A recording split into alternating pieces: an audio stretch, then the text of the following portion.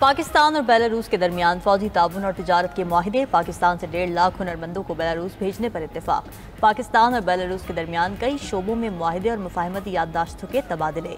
वज़ीर आज़म शहबाज शरीफ और बेलारूस के सदर अलेक्जेंडर लुकाशेंको तकरीब में शरीक हुए।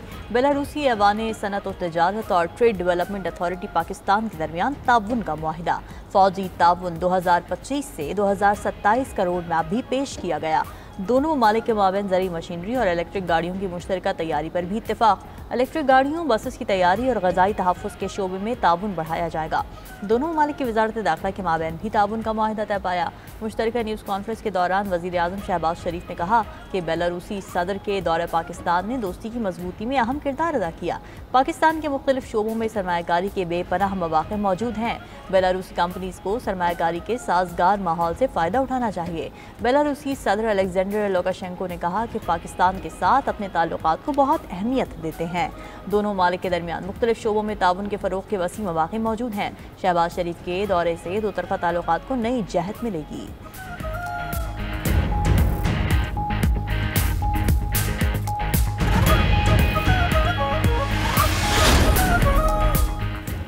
Chief justice Pakistan justice Yahya Afridi की ज़ेर-ए-सदार जुडिशल कमीशन का इजलास। जुडिशल कमीशन ने जस्टिस अली बाक़िर नजफी को सुप्रीम कोर्ट का जज तैनात करने की मंजूरी दे दी।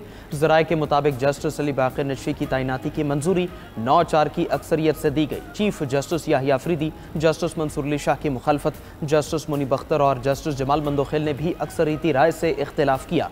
पीटीआई ने जुडिशल कमीशन इजलास में जस्टिस अली बाक़िर नजफी की तकर्री की हिमायत में वोट दिया। क़ायम मकाम चीफ जस्टिस की जगह जुडिशल कमीशन के नए मेंबरान की तकर्रुर का फैसला। जस्टिस रिटायर्ड मकबूल बाक़िर सिंध से मेंबर जुडिशल कमीशन तैनात होंगे। बलोचिस्तान हाई कोर्ट से जस्टिस रिटायर्ड नज़ीर लांगू जुडिशल कमीशन के मेंबर तैनात करने की मंजूरी। इस्लामाबाद हाई कोर्ट से जस्टिस रिटायर्ड शौकत अजीज सिद्दीकी, पेशावर हाई कोर्ट से जस्टिस रिटायर्ड शाकिरुल्लाह जान मेंबर जुडिशल कमीशन तैनात होंगे। जुडिशल कमीशन ने जस्टिस शुजात अली खान से मुतालिक रिमार्क्स हज़फ करने की मुत्तफ़िक़ा तौर पर मंजूरी भी दे दी।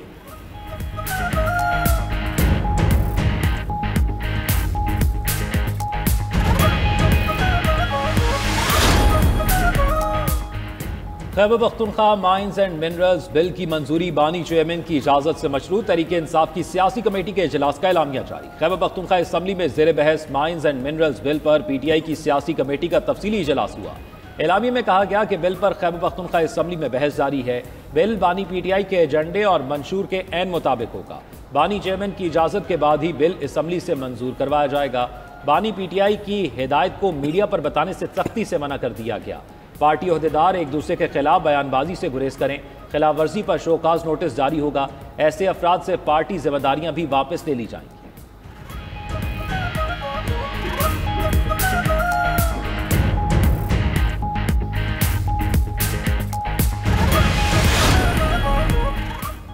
वज़ीर आला पंजाब का खातून अव्वल तुर्किया की दावत पर अनातोलिया का दौरा। वज़ीर आला मरियम नवाज डिप्लोमेसी फोरम के तहत मुनक़िदा बैनुल-अक़वामी कॉन्फ्रेंस में शिरकत करेंगी। फोरम का थीम बिखरी हुई दुनिया में डिप्लोमेसी का दोबारा दावा करना है। दूसरी तरफ पंजाब में पहली बार ट्रांसजेंडर्स को हुनरमंद बनाने का फैसला। ट्रांसजेंडर्स के लिए टेक्निकल स्किल्स की ट्रेनिंग का जामे प्रोग्राम शुरू होगा। 1600 ट्रांसजेंडर्स को IT और फ्रीलांसिंग सिखाई जाएगी। ट्रांसजेंडर्स को टेलरिंग और फैशन डिज़ाइनिंग की तरबियत भी दी जाएगी।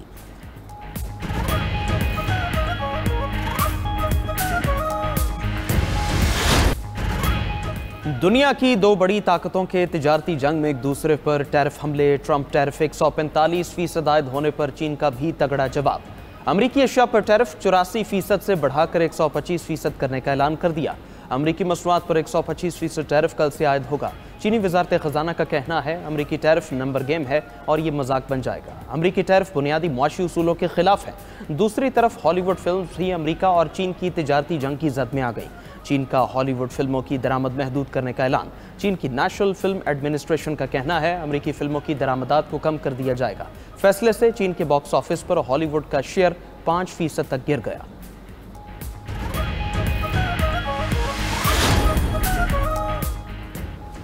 आलमी मार्केटें ट्रंप टैरिफ के बोझ से बैठ गईं। ट्रंप की तिजारती पॉलिसियों से अमरीकी शेयर बाजार में जबरदस्त गिरावट। अमरीकी डाउ जोन्स 2.5% की गिरावट के साथ बंद हुआ। S&P में 3.46% और नेस्टेक में 4.31% की कमी रिकॉर्ड। एप्पल 2%, टेस्ला के शेयर्स में 5% से जायद गिरावट हुई। नेविडिया में 3.6% और मेटा में 3.8% की कमी देखने को मिली। जापान, जनूबी कोरिया, ऑस्ट्रेलिया और न्यूजीलैंड की मार्केटें मनफी जोन में बंद। यूरोपीय स्टॉक मार्केट्स में भी शदीद उतार चढ़ाव का रुझान रहा। दूसरी तरफ डॉलर की कदर यूरो के मुकाबले में साल की कम तरीन सतह पर आ गई। अमेरिका का बजट खसारा पहली छमाही में बढ़कर $1.3 ट्रिलियन तक पहुंच गया। ट्रम्प टैरिफ क्रिप्टो मार्केट का दिवालिया करने पर भी तुल गया। बिटकॉइन की कदर $2,700 की कमी से $79,445 हो गई। पाकिस्तान अमेरिका के साथ तामीरी मुज़ाकरात करने जा रहा है। अमेरिका पाकिस्तान का सबसे बड़ा तिजारती शराकतदार है। वज़ीर आज़म की हिदायत पर पाकिस्तानी वफ़द अमेरिका जाएगा। वज़ीर ख़ज़ाना मोहम्मद औरंगज़ेब की इस्लामाबाद में सहाफ़ियों से गैर रस्मी गुफ्तगू। कहा, आइंदा बजट में तनख्वाहदार तबके को रिलीफ मिलने का इम्कान है। जुलाई से पहले बिजली मजीद सस्ती करने पर काम जारी है। तनख्वाहदार तबके को रिलीफ की तफसीलात IMF को बताई जाएंगी। बजट साजी के लिए 98% तजावीज़ मौसूल हुई हैं। सरकारी और निजी शोबे मिलकर काम कर रहे हैं। 1 जुलाई को हतमी बजट नाफिज होगा। बाद में कोई तब्दीली नहीं होगी। IMF की जानिब से दिए गए तमाम अहदाफ पूरे कर लिए। मई में एग्जीक्यूटिव बोर्ड से स्टाफ लेवल मुआहदे की मंजूरी की उम्मीद है।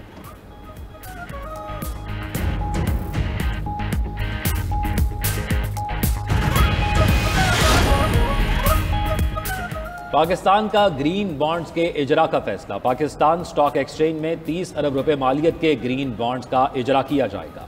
ग्रीन बॉन्ड्स फाइनेंसिंग को क्लाइमेट चेंज के मंसूबों पर खर्च किया जाएगा। वजारत खजाना के ज़राए के मुताबिक IMF की मुशावरत से स्टॉक एक्सचेंज में बॉन्ड्स जारी करने का फैसला किया गया। IMF लोकल फंड रेजिंग और प्रोजेक्ट की मॉनिटरिंग भी करेगा। लोकल फंड रेजिंग और पांडा बॉन्ड्स इजरा पर RSF की किस्त मिल सकेगी। ज़राए के मुताबिक पाकिस्तान स्टॉक एक्सचेंज में ग्रीन बॉन्ड्स का इजरा रवामा मुतवक्के।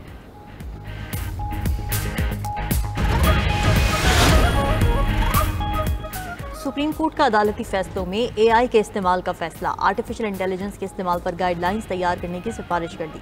जस्टिस मंसूर अली शाह ने तहरीरी फैसले में लिखा कि AI को फैसला लिखने में, रिसर्च और ड्राफ्ट तैयारी में इस्तेमाल किया जा सकता है। AI सिर्फ मुआविन टूल है। AI एक जज की फैसला साजी का मुतबादिल नहीं हो सकता। ChatGPT और DeepSeek अदालती इस्तेदादकार बढ़ा सकते हैं। AI को किसी सूरत अदलिया में मुकम्मल इंसानी फैसले की खुद मुख्तारी का मुतबादिल नहीं होना चाहिए। AI सिर्फ स्मार्ट कानूनी रिसर्च में सहूलत के लिए है। गाइडलाइंस पर तय किया जाए जुडिशल सिस्टम में AI का कितना इस्तेमाल होगा।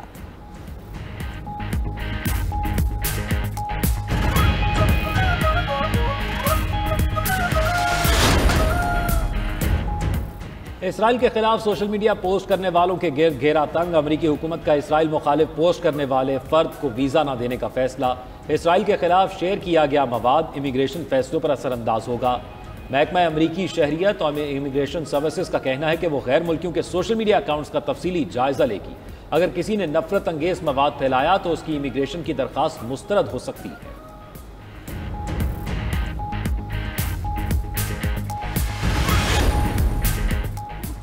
इसराइल गजा में खून बहाने से बाज न आया। सिहोनी फौज की बमबारी से 24 घंटों में मजीद 35 फलस्तीनी शहीद। फलस्तीनी वजारत सेहत के मुताबिक गुज़िश्ता 24 घंटों में गजा के मुख्तलिफ अस्पतालों में 106 जख्मी लाए गए। शोहदा और जख्मियों तक एम्बुलेंस और रेस्क्यू टीमें ताहाल पहुंचने से कासर हैं। 18 मार्च 2025 से अब तक 1542 अफराद शहीद हुए। 7 अक्टूबर 2023 से अब तक 50,912 फलस्तीनी शहीद हो चुके हैं। फलस्तीनी जारियत पर दुनिया की खामोशी बड़ा सवालिया निशान है। उधर इमदाद की तरसील रोके जाने पर गजा के अस्पतालों में अद्वियात और तिब्बी सामान खत्म हो गया।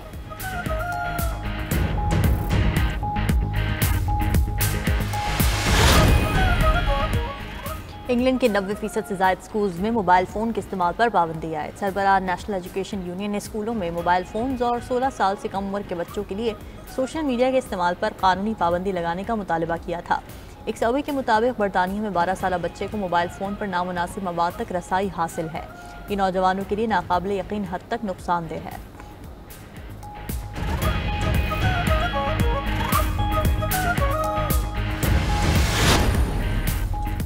इसराइल गाजा में खून बहाने से बाज न आया। सऊदी फौज की बमबारी से 24 घंटों में मजीद 35 फलस्तीनी शहीद।